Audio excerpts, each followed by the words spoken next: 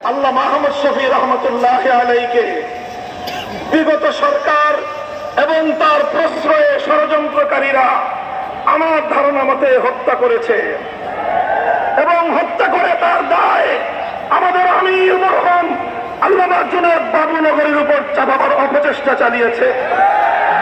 এরপরে আমাদের মরহুম মহাসচিব আল্লামা নূর হোসেন কাসেমীকে ষড়যন্ত্রমূলকভাবে তারা হত্যা করেছে। এরপরে আল্লামা জুনায়েদ বাবুনগরীকে তারা হত্যা করেছে। অন্তর্বর্তীকালীন সরকারকে বলবো, এই 3 হত্যাকাণ্ডের সুষ্ঠু তদন্তের মাধ্যমে প্রকৃত দোষীদেরকে চিহ্নিত করে বিচার করতে হবে।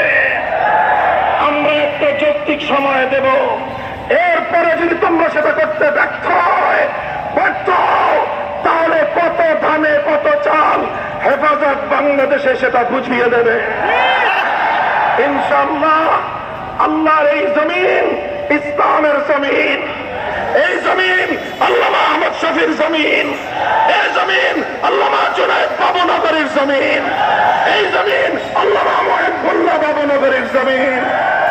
হেফাজতে ইসলামকে মাইনাস করে বাংলাদেশ অতীতে ভালো চলে নাই, আজও ভালো চলতে পারবে না, ভবিষ্যতেও ভালো চলতে পারবে না।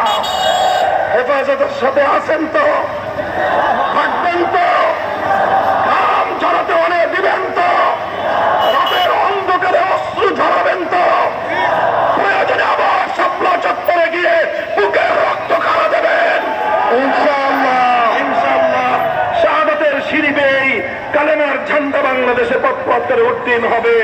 সেদিনের সেই সংগ্রামী সালাম অভিবাদন জানিয়ে শেষ করলাম। ও আখির দাওয়ানা আলহামদুলিল্লাহ।